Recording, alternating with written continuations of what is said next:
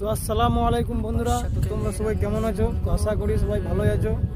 তো বন্ধুরা, তো আজকে আমি আবার সেই মিনি ব্লগ নিয়ে চলে এসেছি। তো বন্ধুরা, তো আমরা কাল দুর্গাপুর থেকে আমরা চলে এসেছি বিহারে। এই জায়গাটার নাম হচ্ছে আড়া।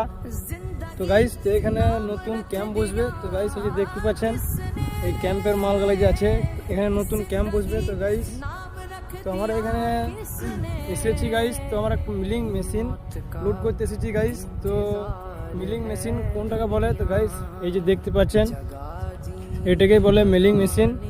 তো গাইস, এই মেশিনটার কাজ হচ্ছে যেটা পুরাতন রোডটাকে ভাঙে। তো গাইস, তো এটাই আর কাজ। তো গাইস, এই মেশিনটাই আমরা লোড করে নেবো গাইস।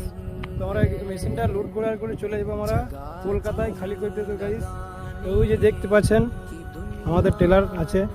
তো গাইস, তো এই মেশিনটাকে লোড করতে দুটো হাইড্রা লাগবে গাইস। তো এখন হাইড্রা আসছে গাইস, তো কখন আসবে জানি না, কিন্তু হাইড্রা এলেই আমরা লোড করে রাত্রি 10টার সময় আমরা এখান থেকে বেরিয়ে যাব। তো গাইস, তো দেখাই যাক যে হাইড্রা কখন আসছে। তো গাইস, তো ভিডিওটা কেমন লাগলো? যদি ভালো লাগে তাহলে চ্যানেলটাকে সাবস্ক্রাইব করে দিয়ে যাবে গাইস।